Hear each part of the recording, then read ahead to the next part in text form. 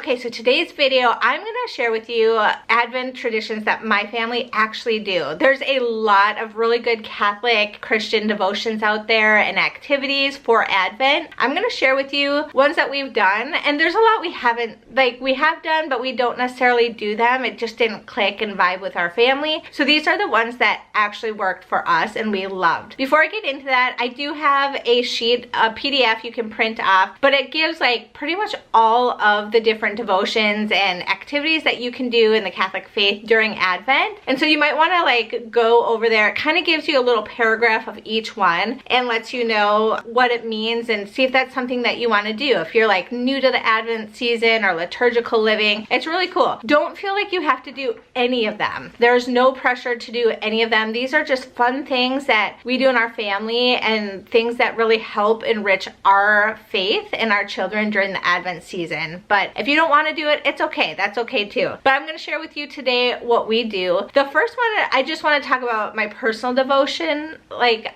during personal prayer time, what I do, I used to get a devotional and like read through it every day. I think I did one where I like journaled in it. But what has worked best for me is actually reading a chapter of St. Luke every day. So you start December 1st and then every single day you go and you read a chapter of St. Luke, and the 24th is the last chapter. And so you pretty much read through his life. It's completely free if you have a Bible. I love it. I've been doing that for maybe the last 4 years, and that is my personal devotion that I do in personal prayer time. So that's just an idea. And then the next thing is we do actually do an Advent wreath. We don't do a devotional for that. There are quite a few really good ones that I've had over the years, but what we do is we do the Jesse tree. The Jesse tree we started maybe, I want to say like 8 years ago, and it has been so good. And pretty much what it is you have a tree and you have ornaments, and then every day starting December 1st, you read a part of the Old Testament that leads up to Jesus. So it's kind of salvation history, and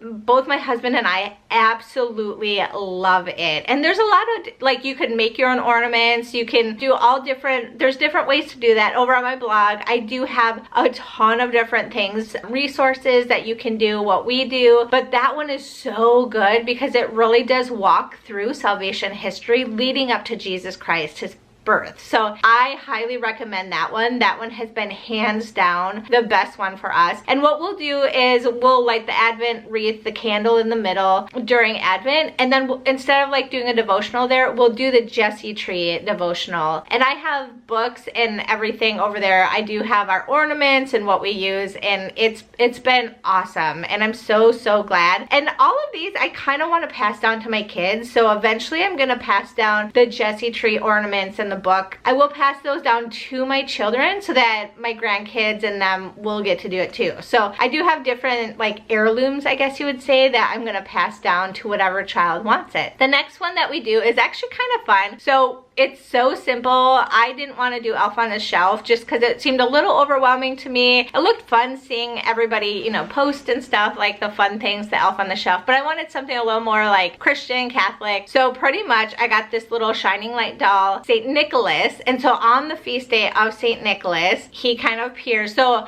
on St. Nicholas, we do definitely do St. Nicholas where the kids put out their shoes. We'll put gold chocolate coins in their shoes. That's like a very traditional thing for St. Nicholas, and then oranges, candy canes, and then my kids get a book, a new book every year, and matching pajamas. So that's kind of like what St. Nicholas leaves them. I do let them know it is me, so it's no surprise, but it's really fun. So in the morning, they'll wake up in their shoes, and there have been mornings that I forget. And so they all go to school and come back, and St. Nicholas appeared, and you know, in their shoes, they have goodies and stuff. So there's no pressure. It's okay if you forget. So then St. Nicholas appears. So this little guy, every night I will hide him. So once the kids are asleep, I'll set my alarm so that I don't forget, and we'll hide him. And actually my husband absolutely loves hiding him. It's really cute and fun to see because he's so funny. But pretty much we'll hide him, but underneath him is a gold coin because he's known for like leaving gold coins. And so my kids love this.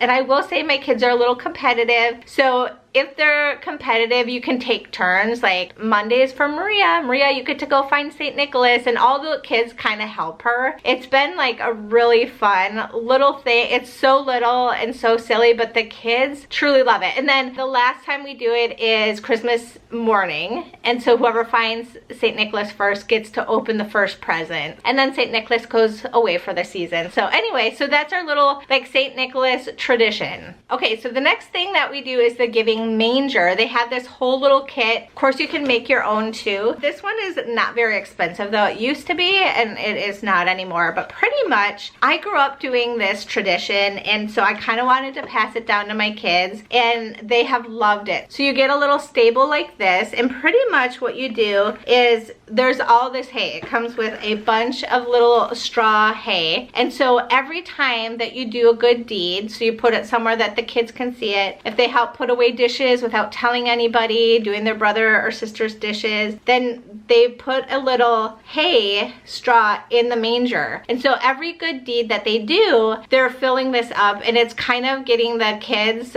ready to put Jesus. So on Christmas morning, hopefully this is full. And actually the last couple of years it has been full. The kids have really gotten into this and doing sweet good deeds without telling anybody. That's the whole secret, is you're like not supposed to let anyone know. And then you get this little Jesus that comes with it, super cute. And so Christmas morning, you put Jesus in his little manger stable like that, and that's it. So pretty much we all sing happy birthday to Jesus, put Jesus in the manger, and he has a nice comfortable bed is the whole purpose of that. So that is something I will pass down to my kids, whichever child wants this to do with their kids, but such a sweet idea.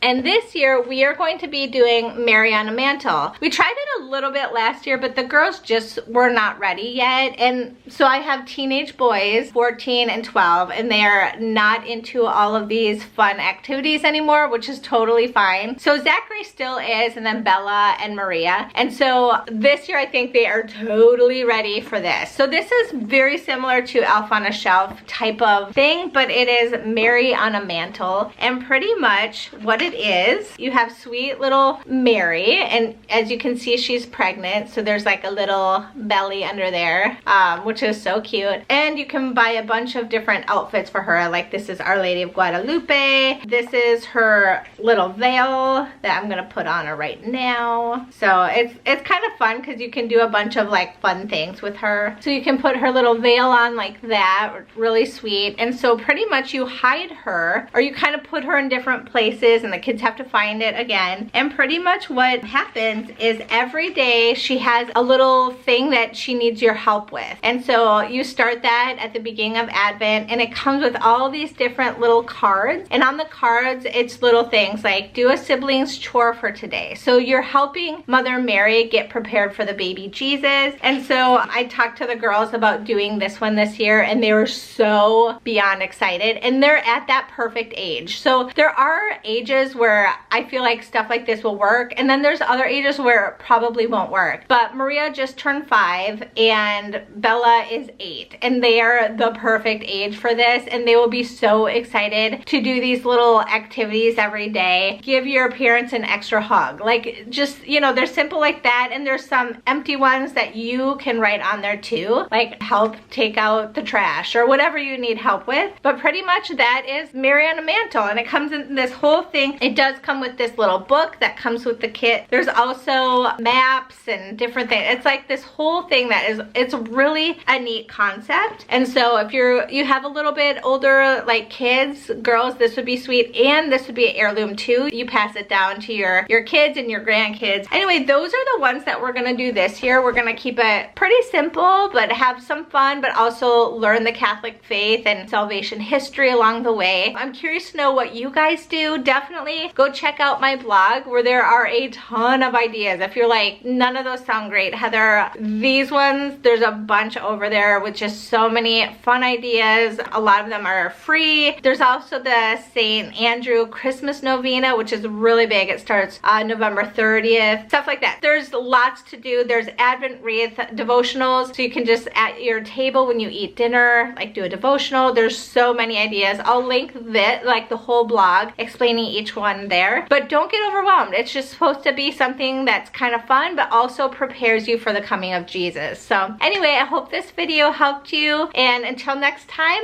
I will see you all later. God bless. Bye.